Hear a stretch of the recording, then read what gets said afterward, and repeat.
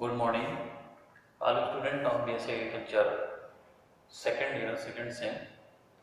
Today my lecture topic on mango malformation. Mango malformation in horticultural crops or trees. This is the most important and a serious disease in mango that generally occurs in northwest region of India, but there also occurs in out of India, whereas tropical and the subtropical climate condition is preferred. So let me start my lecture topic on mango malformation. That is, mango malformation is caused by Fusarium oxycorum pathware molliforms, and then nature of disease is soil-borne disease because the mycelium or chlamydospore survive in soil as a source of primary inoculum. So this type of nature is called soil-borne nature. Next, economic importance means आर्थिक महत्व। जैसा कि आज के live lecture class में मैंने आपके बीच में जो टॉपिक लेकर के आया, टॉपिक है मैंगो के अंतर्गत लगने वाली बीमारी मेलफॉर्मेशन। मेलफॉर्मेशन मैंगो का एक बहुत ही इम्पोर्टेंट एंड सीरियस बीमारी है, डिजीज है, जो सामान्य रूप से इंडिया में उत्तरी पश्चिमी जो मैदानी क्षेत्र है वहाँ पे ये बीमारी बहुत आसानी से देखने को मिलते हैं। लेकिन आउट ऑफ इंडिया की बात किया जाए तो इंडिया के बाहर ये अदर कंट्री में भी पाए जाते हैं, जहाँ पे ट्रॉपिकल एंड सब ट्रॉपिकल क्लाइमेट कंडीशन अवेलेबल होते हैं। अब नेक्स्ट टॉपिक है इसका कॉजल ऑर्गेनिज्म। तो कॉजल ऑर्गेनिज्म के रूप में फ्यूजेरियम ऑक्सीकोरम पैथवर मोलिफॉर्म्स इस मेलफॉर्मेशन को काज करता है। देन इसका जो डिजीज का नेचर है, स्वभाव है, वो सॉइल बॉर्न नेचर का स्वभाव होता है, बिकॉज जो फंगल के vegetative somatic structure like mycelium और क्लेमाइडोस्पोर सॉइल में as a source of primary infectious inoculum के रूप में सर्वाइव होते हैं, इसलिए इसको हम सॉइल बॉर्न डिजीज के नाम से जानते हैं। नेक्स्ट है इकोनॉमिक इम्पोर्टेंस और आर्थिक महत्व। इस डिजीज का आर्थिक महत्व क्या है? The disease occurs in India like UP, Maharashtra, Haryana, Bihar, Punjab and Andhra Pradesh. Particularly savory in UP causes much damage.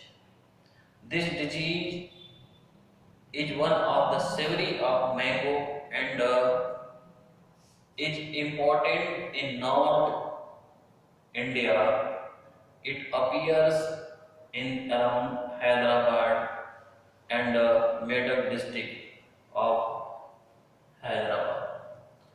जैसा कि आपके विषय में मैं बताया कि इंडिया में ये बीमारी, ये डिजीज सामान्य रूप से UP, Bihar, Haryana, Punjab, some part of Rajasthan, ये जितने भी उत्तरी और पश्चिमी एरिया रीजन है इंडिया का, यहाँ पे बीमारी बहुत आसानी से देखने को मिलते हैं। लेकिन गहनता के रूप में ये बीमारी यूपी के अंदर पाए जाते हैं। लेकिन बात किया जाए कि इंडिया में ये डिजीज सबसे पहले कहाँ काज किया गया, तो in India the disease cause was first time appears in Araganda village of Andhra Pradesh in 1971. 1971 में भारत के अंदर ये आंध्र प्रदेश का एक विलेज है अरगंडा, अरगंडा डिजीज विलेज ने यह डिजीज सबसे पहले 1971 में इंडिया के अंदर रिपोर्ट किया गया। लेकिन साउथ की बात करें तो साउथ के अंतर्गत हैदराबाद का जो सराउंडिंग एरिया है उस एरिया में ये डिजीज आसानी से देखने के मिलते हैं। बट नॉर्थ वेस्ट की बात करें तो ये डिजीज सबसे ज़्यादा यूपी के अंदर काज किया जाता है। इसके बाद Bihar, Haryana, Punjab and other some state ऐसे हैं जहाँ पे ये डिजीज आसानी से देखने को मिलते हैं। नेक्स्ट पॉइंट है सिम्टम्स, सिम्टम्स और लक्षण। सिम्टम की बात करें तो इसमें मेल फॉर्मेशन होता है। मेल फॉर्मेशन का मीन्स होता है कि इस का जो मैंगो का 2 ईयर होता है, एक ऑन ईयर होता है, एक ऑफ ईयर होता है। तो ऑफ ईयर में इनका वेजिटेटिव ग्रोथ होता है और ऑन ईयर में इसमें फ्रूट आते हैं, मीन्स फ्लावर्स लगते हैं, फ्लावर के बाद फ्रूट आते हैं। तो ऑफ ईयर में इनका जो वेजिटेटिव ग्रोथ होता है तो अपेक्स पार्ट ऑफ वेजिटेटिव और लीव्स वो बंच बना देते हैं। इस बंच को हम मेल फॉर्मेशन कहते हैं। इसी तरह ऑन ईयर में जब इनका फ्लावर्स होता है तो फ्लावर में भी बंच बन जाता है। तो मेजर रूप से ये दो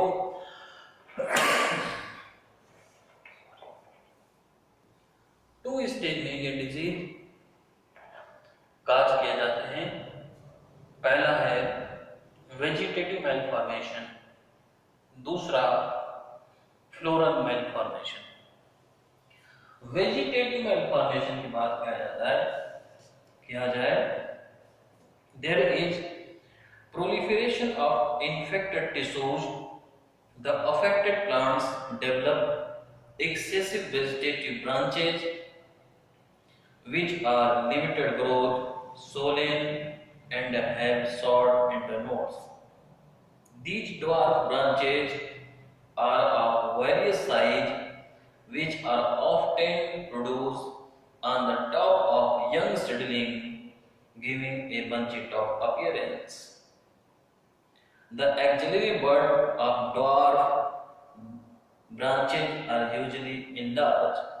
Vegetative malformation is more pronounced in young seedling and seedling trees than in grafted plants.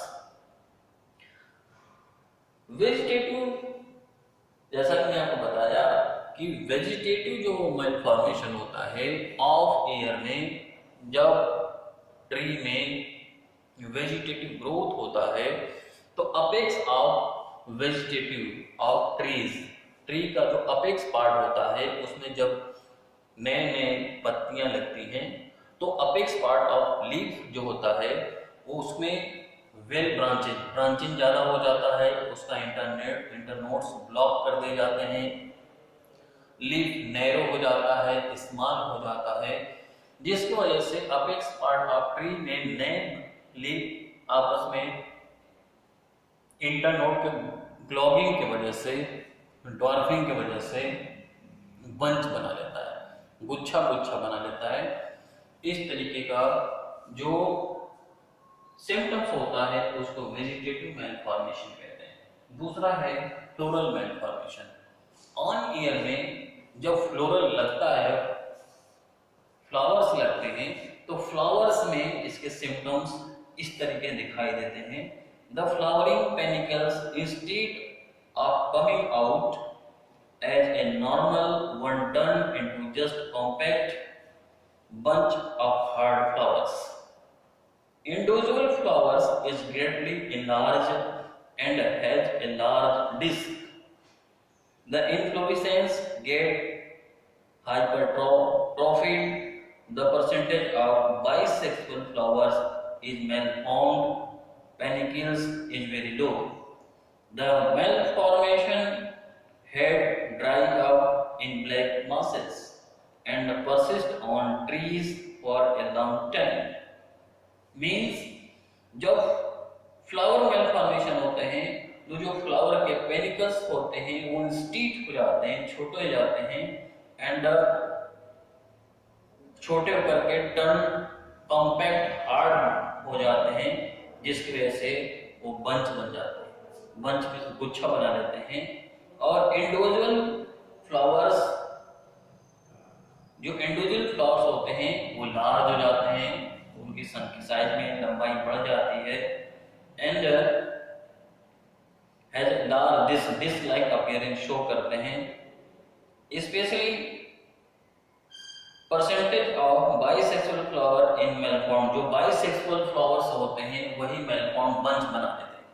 तो इस तरीके का जो इन्फेक्टेड फ्लावर्स होते हैं बाद में हार्डिंग के बाद वो ड्राई हो जाते हैं, सूख जाते हैं, सूखने के बाद ब्लैक कलर का डॉट अपीयरेंस शो करते हैं। तो इस तरीके का इसके दो सिम्टम आते हैं। पहला वेजिटेटिव मेलफॉर्मेशन, जो वेजिटेटिव मीन्स पत्तियों का बंच बन जाना। दूसरा फ्लोरल मेलफॉर्मेशन, जो फ्लावर का कॉम्पैक्ट हो जाना। बाइसेक्सुअल फ्लावर का हार्ड हो जाना, उसके साइज का एनलार्ज हो जाना, फिर ड्राई होकर के सूख जाना, सूख करके ब्लैक डॉट अपीयरेंस शो करना। ये इनके symptoms vegetative malformation and floral malformation. That next point है etiology. Etiology means हेतु की, because the Malfusarium genera belonging subdivision Tetromycotina. So the mycelium of the fungus is septate branch, hyaline, inter or intracellularly germinate beneath the epidermis of host cell. After some time they are produced receptive hyphae mycelium called conidiophore. The conidiophore have apex, stigmata and two type of conidia, that is micro and microconidia. That is microconidia is small and microconidia is large. The microconidia are elongated and the microconidia are falcate or sickle cell. After successful fragmentation in mycelium, the endogenous septate mycelium converted into chlamydospore. The chlamydospore are hard resting and the survival vegetative part of fungus that survive in soil as a source of primary inoculums. So, आपके बीच में मैंने aetiology present किया, क्योंकि ये sub division टेट्रोमाइकोटिना fungus है, तो mycelium इसमें shifted होते हैं, शाखान्वित होते हैं और इंट्रासेलुलरी के रूप में ग्रो करते हैं होस्ट के अंदर। इसके बाद इसमें दो प्रकार के कोनिडिया बनते हैं, माइक्रो एंड मैक्रो। जो माइक्रो कोनिडिया होता है वो छोटा होता है, वो इलोंगेटेड स्फेरिकल ओवल शेप का होता है, और जो मैक्रोकोनिडिया होता है वो बड़ा होता है, वो सिकल शेप्ड का होता है या फैलकेट होता है। इस तरीके से इसके बाद क्लेमाइडोस्पोर बनता है। क्लेमाइडोस्पोर का फॉर्मेशन फ्रेगमेंटेशन ऑफ माइसीलियम के उपरांत होता है, जो बाइन्यूक्लियस और बाइसेल्ड होता है, डबल वॉल्ड होता है, सेप्टेड होता है। ये यही chlamydospore as a source of primary inoculum के रूप में सॉइल के अंदर सर्वाइव करता है। तो आज का लेक्चर टॉपिक में in case of mango malformation, there other organism, nature of disease, economic importance, symptoms and aetiology. So these points I have present, they are sufficient in today's lecture. I will refer next point of this topic, attend tomorrow lecture. So let me complete my lecture topic. In case of mango malformation, any query regarding them, please write on problems on comments box. So thank you, that's all.